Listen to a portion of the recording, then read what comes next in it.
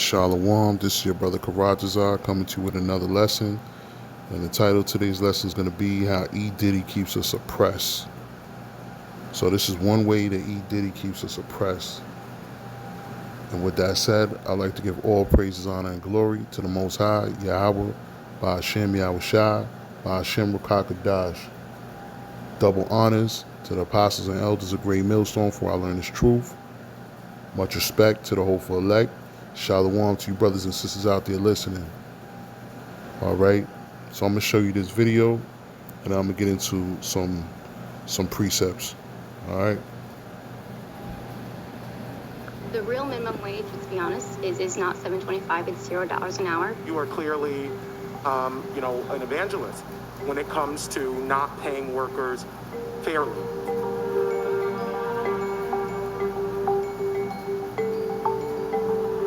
My question to you is it the position of the Commonwealth Foundation that we shouldn't have a minimum wage at all? Yeah, I would say there really is not a role here for the government to have a wage mandate. So yes, I would advocate for if we're going to do something, there are different tier minimum wages that we can do, but we see that the costs they outweigh the benefits. So it is the position of the Commonwealth Foundation that we should not have a minimum. Yeah, we think the minimum wage is harmful and an unnecessary policy.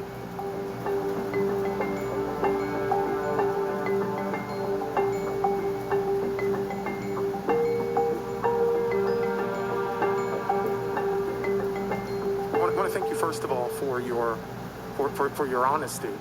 That your official position is that there should be no minimum wage, and so, if it's $1 an hour, sure, fine by the Commonwealth Foundation, fine by you.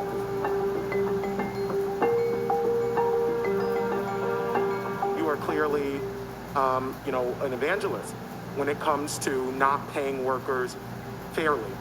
So I want to ask you this morning, how much do you make a year, Ms. Dell?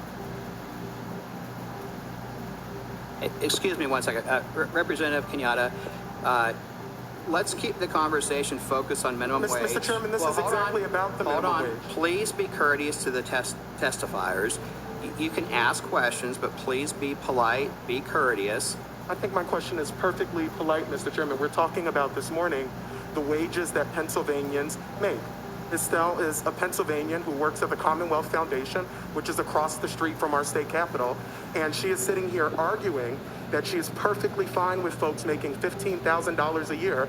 And so my question is, based on her personal experience, does she survive off of $15,000 a year? Do you make more than $15,000 a year, Ms. Stell? I do not feel that I need to justify. So I'll take that as a yes. My next question, I'll take that as a yes, Ms. Stell. Thank you. I'll just take it as a yes. Thank you. Going and looking at GuideStar, I could see that your CEO made $290,000 a year. Ms. Stell, should he make less? Hold on. Representative Kenyatta. Mr. Chairman, nobody else was interrupted. Representative Kenyatta, you're comparing college graduates with 20 or 30 years of working experience with a high school kid working at a fast food restaurant. Mr. Okay? Chairman, your description of who minimum wage workers is completely inaccurate. And there are college graduates in my district who are working 2 and 3 jobs. And so that mischaracterization, if that is the reason you're interrupting my questioning, I think is inappropriate. My question is, if she thinks that $15 is too much, should her CEO make less than the $290,000 that he makes a year? Would that be good for the economy based on her policy experience? Well, first of all, I would say that personally speaking, at one point in my life, I did make the minimum wage, and I think we live in a country where you're rewarded for what you bring to the table, and so the real minimum wage, let's be honest, is not $7.25, it's $0 an hour, because we don't think an individual is going to bring that much value. As an employee, you won't hire them. I'm sorry, Ms. Snell, that you don't think hardworking people in my district bring anything to the table. I find that disrespectful. Really Mr. Chairman, I find the comments that the testifier is making Mr. Kenyatta, deeply disrespectful and disparaging. Mr. Kenyatta. Mr. Chairman. No, Mr. Kenyatta. Thank you. You can't talk over the testifier. We're going to move on to the next questioner, which is Mr. Chairman, I was not Representative. talking over the testifier. You were talking over me. I asked a series of Representative. Mr. Chairman, I asked just 2 yes or no questions, and that's all I'm asking for. I would Is ask- a yes or a no, Mr. Chairman? I would ask all members, please be courteous and polite with their testifiers.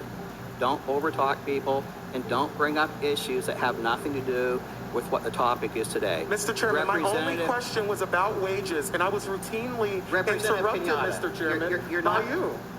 Mr. Kenyatta, you're not recognized right now. Who is recognized? Yeah, because I'm bringing up something that you don't want to bring up. We have a panel here with no workers, and I'm asking questions of the person you brought to testify. Okay, Representative. It's fine. It's fine. Representative Galloway. I yield back, Mr. Chairman. It's fine. Go ahead.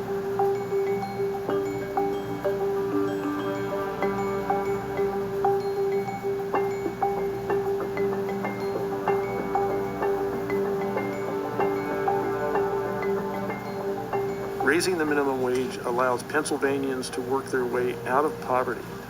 It saves tax dollars. It helps local communities. No one who works hard in Pennsylvania should be living in poverty, period. I'm pleased that the Biden administration also sees the importance of ensuring that workers earn a living wage. But Pennsylvania cannot wait for the federal government to act. We have a responsibility right here to the workers right here in Pennsylvania. And we must act now, right here in Pennsylvania, to raise our minimum wage. Raising the minimum wage will help workers. It will bring more money into local businesses. It will stimulate our economy. But most importantly, it is the right thing to do.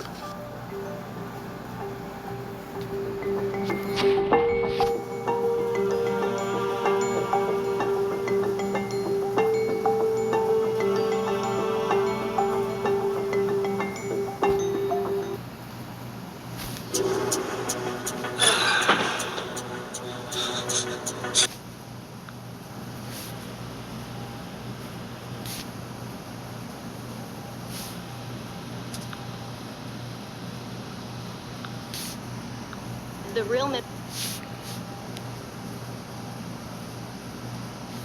All right, so as you can see, through all of that back and forth, you know, and even the president signed an executive order, nothing still happened.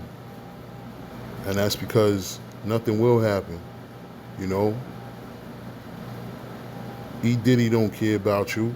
He don't care about you, your family, how much you make, whether you live or die, whether you know, struggle or anything. You know what I'm saying? You don't care about that. So I'm gonna get into some scriptures. Let's go into Leviticus 19. We're gonna go to 13. Thou shalt not defraud thy neighbor, neither rob him. The wages of him that is hired shall not abide with thee all night until the morning. You know, and you defrauding your neighbor, you know. I mean, and you rob him of the wages, you know. All right. But in actuality, they're not our neighbors. They're not our brothers. You know, they're not our brothers. They're our wicked twin brother, but those aren't our brothers. Those aren't our neighbors. They talking about, you know, they talking about fellow Israelites, you know, but it could still be used, you know, as an example. We're going to go to Jeremiah 22 and 13.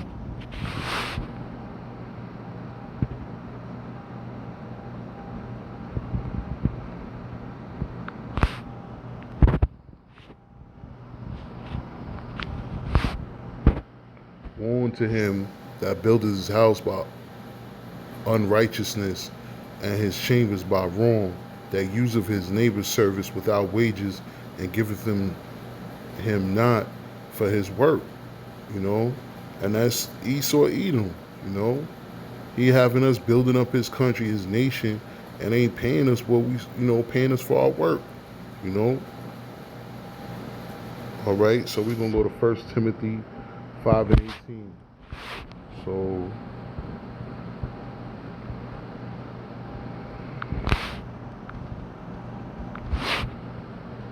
all right. For the scripture saith, Thou shalt not muzzle the ox that treadeth out the corn, and that laborer is worthy of his reward. So you're supposed to pay a man, his reward, you know. You ain't supposed to just work people without giving them nothing. So we're gonna go into some more scriptures.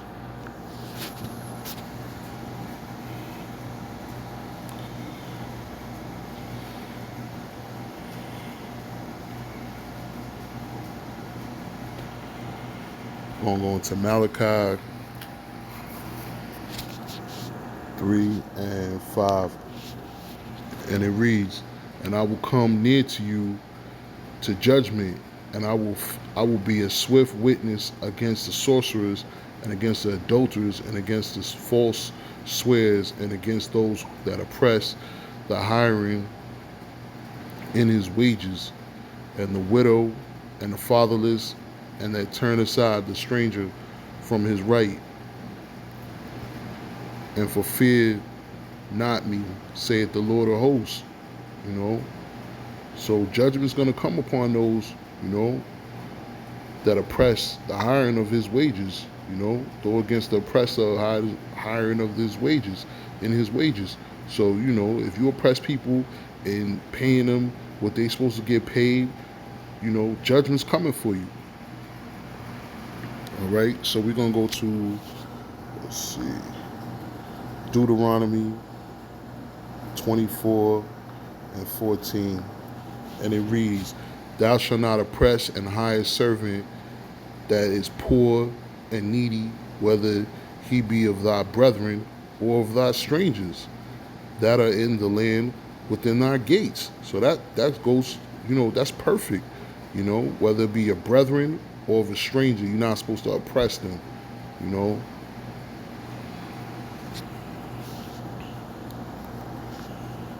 So we're gonna go to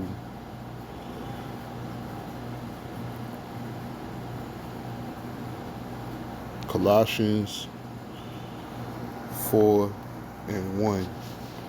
And it reads, Masters, give unto your servants that which is just and equal, knowing that ye also have a master in heaven. The Most High is going to judge you. So give what's just and equal to your servants. Don't be holding back. Give what's just to them.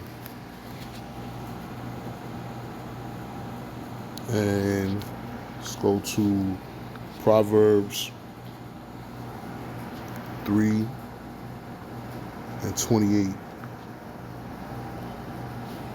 Say not unto thy neighbor, Go and come again, and tomorrow I will give when thou hast it by thee.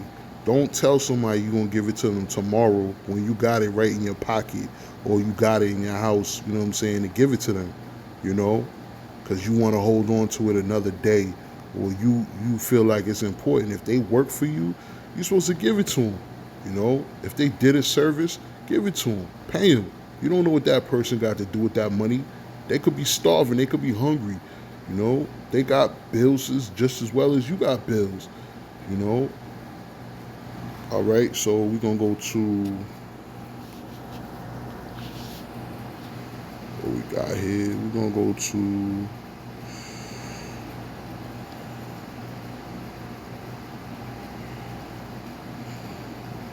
James 5 and 4. Behold, the hire of the laborers who have reaped down your fields, which is of you kept back by fraud, crieth, and the cries of them which have reaped are entered into the ears of the Lord of Sabaoth. And they did the work,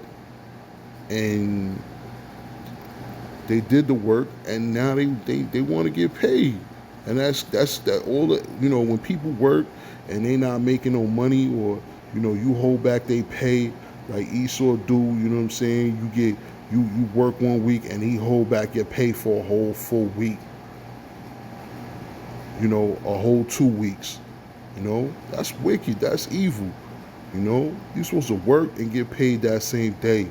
you know it was this place I used to work for, a temp agency, and it was like some work today, get paid today. And if you had some bills or you need some gas money or something, you got your cash that same day. Yeah, they took something out which wasn't, which was wrong all by itself, because you working and you're not getting paid that much, and now they taking money out. On top of that, they charging you a fee on top of what you getting paid. You getting paid slave wages, and they taking money out. But it's all good. Uh, let's go to Romans 4:4.